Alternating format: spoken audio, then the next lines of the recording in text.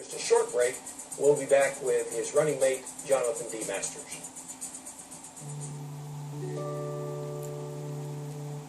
For the past 40 years plus, I have been a Kentucky educator.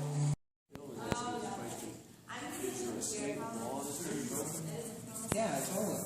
The law requires that the nominee be chosen through a vote on May 19th of the Democrats.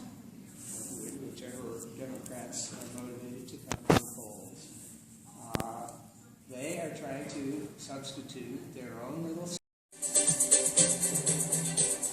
We're back with the second part of Kentucky Tonight to talk about issues in Kentucky's Democratic primary for governor and lieutenant governor.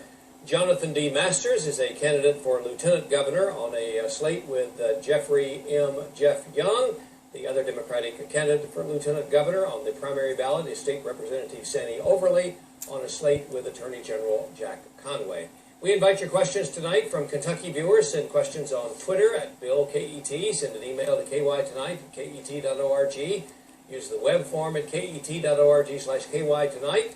Click on Contact Us, or you may call us at 1-800-494-7605. Please include your first and last name, town or county, on all messages. Mr. Masters, welcome to the program. Thank you. Let me ask you, first of all, just to tell us a little bit about yourself, your background, and why you're on this slate with Jeff Young. Okay. My name's Johnathan Masters. I was born Gent, Kentucky, on a farm in northern Kentucky. I've had a lot of working class jobs, about 40 sort of regular jobs. Nothing greatly distinguished. I was on the Nader campaign. I worked on the Work in America, which was the AFL-CIO community affiliate. So I've done some community organizing work. I graduated U of L, so that's a little bit about my background. Sorry, man. I got the jitters. That's all right. That's okay. Just settle down and tell us a little bit more about Jeff Young. Your running mate told me that he met you on Facebook. You reached out to him? Yeah, I'm not sure how it actually happened. I think I commented a couple times on some things that he had mentioned, and later on I wound up getting his attention. So, yeah, through Facebook is how we met. I wanted to answer the second part of your question at the very beginning. The reason why I want to run is because, last year we had the Mitch McConnell versus Allison U.S. Senate race, and we spent $100 million about all the issues of Kentucky. Well, Kentucky's got some serious issues. We've got poverty, we've got health care, we've got toothlessness, mental health. Just go down the gauntlet. We didn't really have a good conversation. We had a sort of kind of a food fight, or just kind of an insult fest. We didn't actually have a good dialogue. And so I sort of wanted to get a better narrative, I guess, going. Have you been given that opportunity in Kentucky, running with Jeff Young, to talk about the issues? No, not at all. I would think the narrative has changed just because my name's on the ballot, so that automatically means there's a different conversation. But I would have loved to have, several debates all throughout Kentucky. As much as I hate to give them credit, the Republican Party has done a really good job of corralling all the candidates together. They're getting into debates or having good discussions about policies that they agree with. But we haven't had the same opportunity. His tactic is sort of pretend like we're not here, which is a part of the narrative, but it's let's pretend they're not there, and it's like, well, we're here. The him is Jack Conway. Yeah, the Conway Overly campaign. Yeah. Of the issues that you mentioned just a few minutes ago that are the problems and the issues that plague Kentucky, what are the ones that are most important to you, and how would you go about solving those or working toward a solution? The two biggest issues that my platform is covering, the number one issue is a war on poverty. I think we've been impoverished for a long time, and there's been about 800,000 poor people, so nearly 1 million poor people in this state. And the Steve Beshear can brag about all the economics, but what he's talking about is he's talking about the exports and the GDP, but he's not actually talking about wages, and he's not talking about poverty, and he's not talking about homelessness. So if you were to ask a homeless person how the economy is, how do you think they would answer? So, it's good for the corporations. We are getting more exports, and we are having higher GDP, but we also need to take care of the, working class, the middle working poor, and homeless classes too. So how would you do that? There's a I have a 10-point platform, and the very first one has all my economic stimulus ideas. So I have 21 different ideas, and I would encourage anybody to go check it out. The very first one, I'll just talk about it because that way we can cover it more, in depth. Sweden has a trash to electricity program, and they're, I don't know who would even be opposed to something like that. It just seems like such a knockout idea. Big landfill, I guess. It'd be like, no, we want all the money. But the Sweden's trash to electricity, we're taking trash and we're making electricity out of it. We're getting rid of waste. And we're creating electricity. Supposedly, because we're a coal state, our electric is supposed to go down, but my electric prices are the exact same nationally. So if we could take our trash and use it for electricity, and that helps our cost, I think it's a knockout idea. In fact, it's so successful in Sweden that they're buying Norway's trash right now. So they've gotten rid of all their trash, and now they're actually buying other countries' trash because it's such a successful idea. So I think that's a really good idea. It's an initiative that I would push for, and that would generate income. So, that would help. Before you go on with the points in your platform, this phone call and a question from John Deering in Highland Heights. He asks you tonight, how do you feel about Common Core that is being imposed on public schools? I don't disagree with the idea of Common Core. The idea of Common Core is that we have a curriculum that is common with everybody, and in some respects, I think that raises our bar up to meet higher expectations. I think it's just some anti-Obama talk. I mean, I hate to put it that way, but that's Common Core. There's no actual piece of legislation to repeal. There's no law to repeal. So you're against the idea, and the idea was generated by several states.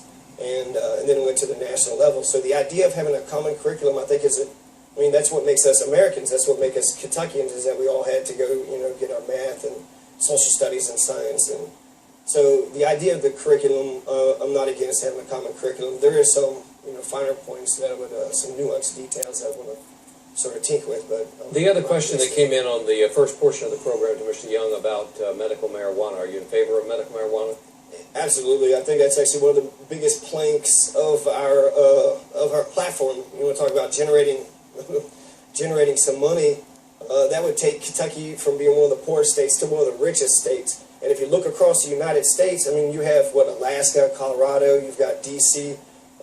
We have lots of models that we can actually emulate and copy and see what's going on. I believe in this issue so much. Every implementation of the war on drugs has failed. Everywhere that you've ever seen it implemented has failed. And we've got a Portugal model, we've got a Uruguay model, we've got a Colorado model, even North Korea.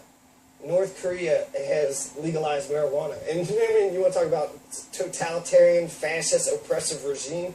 So if North Korea could be tolerant of it. So I think when all the examples of the implementation of the war on drugs has gone wrong and all the alternatives have been successful, albeit a little bit differently, because Portugal, they decriminalized it. They decriminalized everything, whereas Colorado, they just legalized cannabis. And then Uruguay, it was kind of So you're in favor of not only medical marijuana, but legalizing marijuana for sale and distribution? Absolutely. Yeah, I think it would also be a great replacement crop for tobacco farmers, too. What else is on your the points that you have on your platform?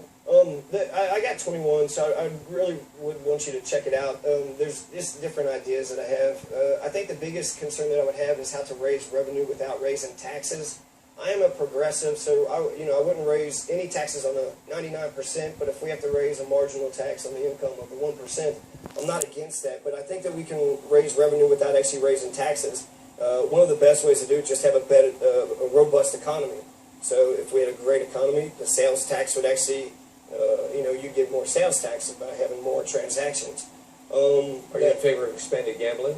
Yeah, of course. I think you have a right to gamble. It's not a very important thing. It's not like I want to push for it or anything like that. But yeah, you have a right to throw your money away if you want to. I don't think it's a good idea, and I don't think it'll help any. I don't know. It'll get some tax revenue, but it won't help the people that go in there thinking that they're going to get a jackpot unless they're one of the lucky million.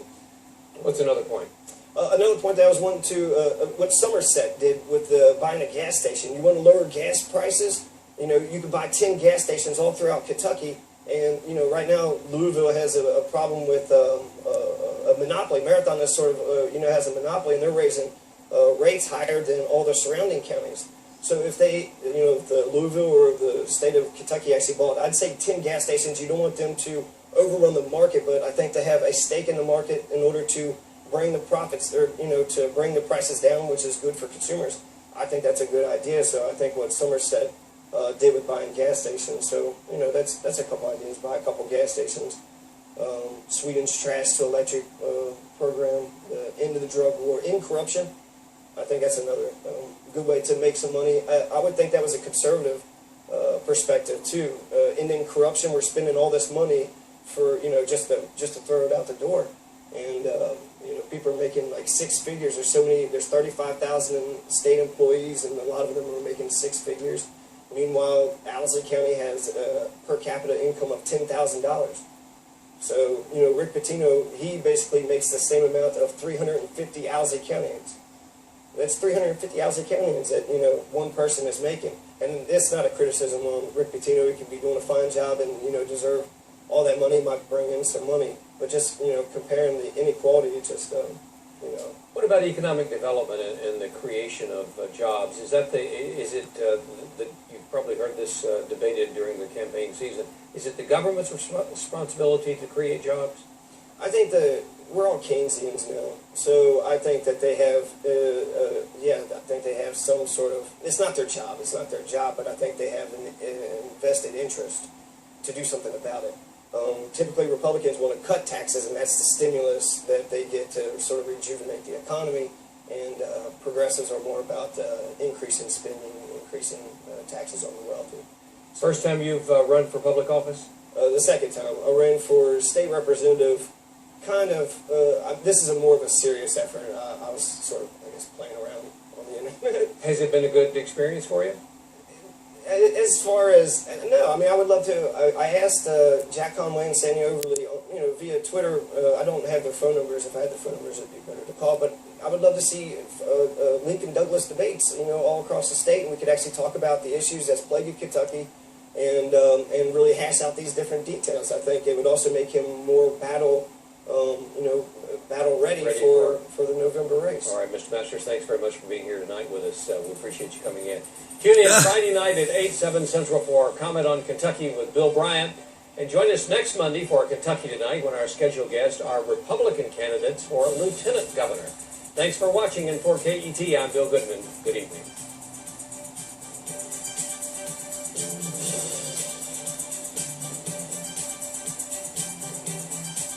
Continue the conversation on this and other issues online on Bill Goodman's blog, Bill's Eye. Visit us at ket.org/Bill's Eye.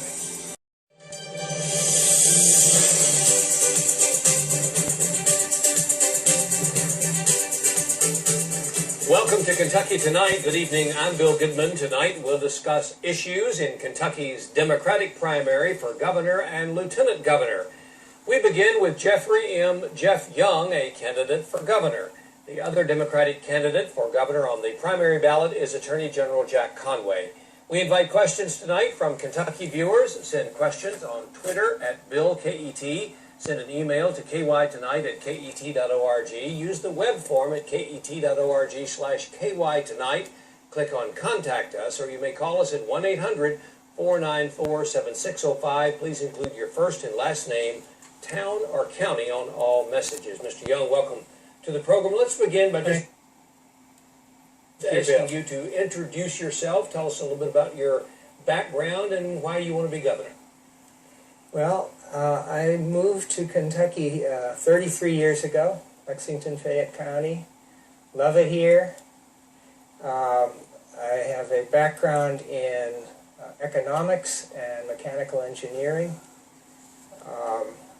I've been involved in the political arena working on issues for 36 years, and I'm the issues guy. That's my focus, and I'm running for governor because I think I would make the best governor out of the 6 or 7 candidates running. What are those issues that are most important to you? Well, one of them, unfortunately, is cleaning up corruption. Kentucky is ranked as one of the more corrupt states in the country. And some of that corruption, I feel, starts at the top.